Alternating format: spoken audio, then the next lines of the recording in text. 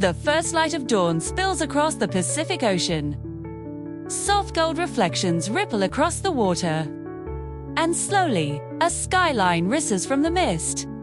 Glass towers shimmer. Snow-capped mountains stand silently behind them. And between steel and forest, life begins to move. Welcome to Vancouver, a city often called Hollywood North. A place ranked again and again among the world's most livable cities. A place where nature isn't just outside the city. Nature is the city. Hey, you can ski in the morning, sail in the afternoon, and watch the sunset from a beach framed by skyscrapers. This is not just a destination. It's an experience of balance between modern ambition and ancient land. Because long before glass towers touched the sky, this was home to indigenous peoples who lived in rhythm with the forests and sea. Today, that rhythm still echoes in the language of the land, in the culture, and in the spirit of the people. To truly understand Vancouver, you must first understand where it began.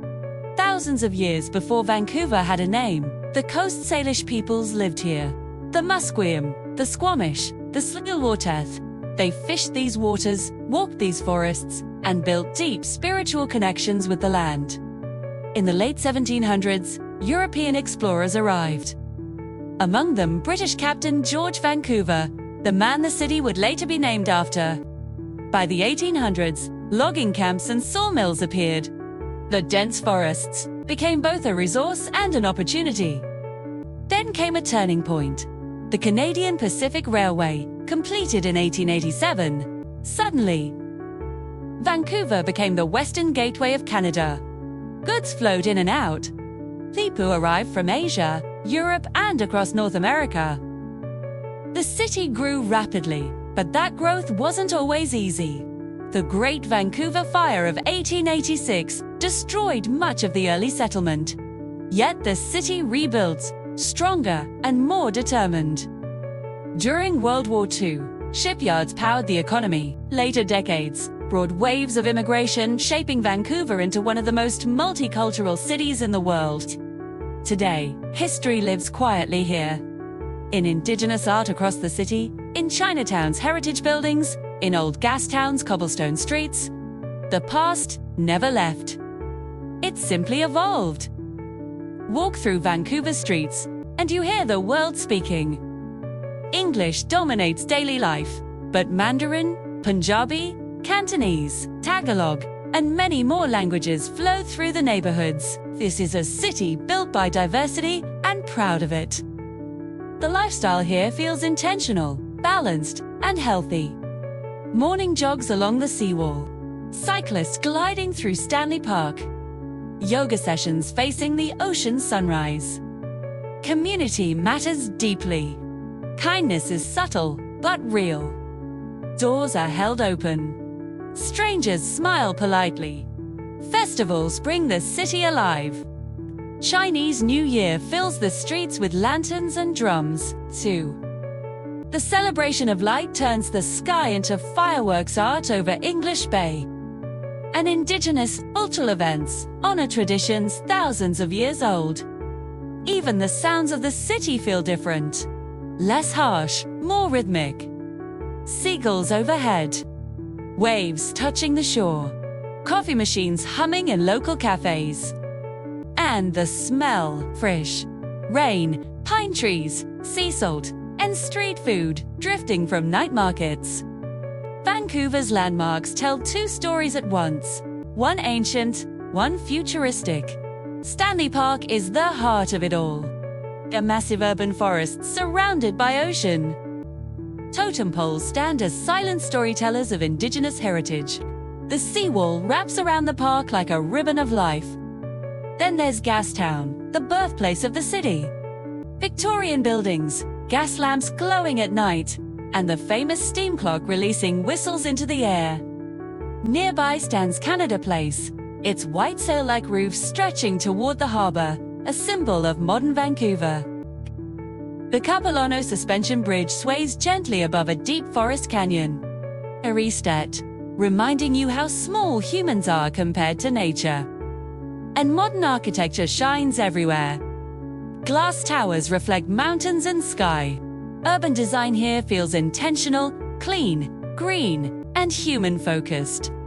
While Vancouver has no UNESCO World Heritage Site within the city limits, nearby landscapes like the Canadian Rocky Mountain Parks reflect the same breathtaking natural heritage. Vancouver is more than beauty. It is a powerhouse of ideas. Film and television production thrive here, hence Hollywood North. The Port of Vancouver is Canada's largest, connecting Asia and North America every day. Technology is rising fast, with startups in gaming, AI, and software development. Green energy and sustainability innovation also lead here. This is a city planning for the future, not just living in the present. Downtown's financial district pulses with business, but unlike many global cities, work rarely feels separated from life. Because mountains still watch from every window, few cities on Earth sit inside nature like Vancouver does. To the north, the coast mountains rise dramatically. In winter, they glow white with snow. In summer, they turn deep green. To the west, the Pacific Ocean stretches endlessly. Beaches like Kitsilano and English Bay fill with life on sunny days. People swim, volleyball games start. Music plays softly from speakers, rain is part of life, here gentle, constant, sometimes poetic. And locals don't hide from nature, they live inside it. Hiking, kayaking, skiing, mountain biking, even weekday evenings can feel like mini adventures. If Vancouver had a flavor, it would be fresh. Seafood is king. Salmon, halibut, spot prawns.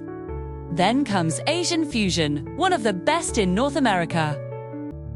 Rich ramen bowls, dim sum carts rolling through restaurants. Bubble tea shops on nearly every block. Street food trucks serve everything from Korean tacos to gourmet grilled cheese. Must-try experiences include fresh sushi near the waterfront, poutine with a West Coast twist, and late-night eats at the Richmond night markets. The smells alone can guide you through the neighborhoods. Garlic, soy sauce, grilled meat, fresh baked bread. The best time to visit? Late spring to early fall. May to September brings warm sunshine and festivals. A perfect day might look like this.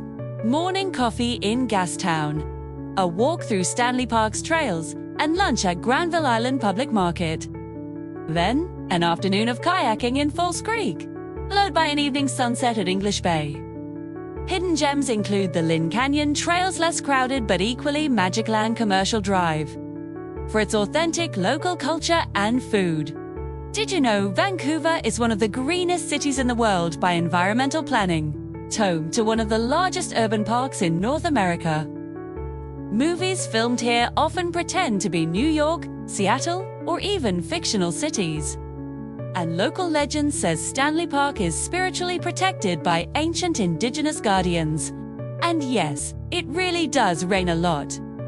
But locals will tell you the rain makes the city feel alive. Vancouver is not loud. It doesn't shout for attention. It whispers through forests, through ocean winds, through mountain silence. It teaches balance between ambition and peace, between progress and preservation. Visitors come for the views, but they leave remembering the feeling of breathing deeper, walking slower, looking up more often. Because here, nature and city are not enemies, they are partners. And maybe that is Vancouver's greatest lesson. Not how to build higher towers, but how to live better lives.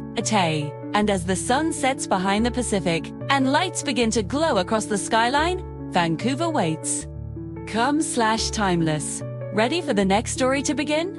Thanks for watching. If you enjoyed this journey to Vancouver, don't forget to like and subscribe for more adventures around the world. See you next time.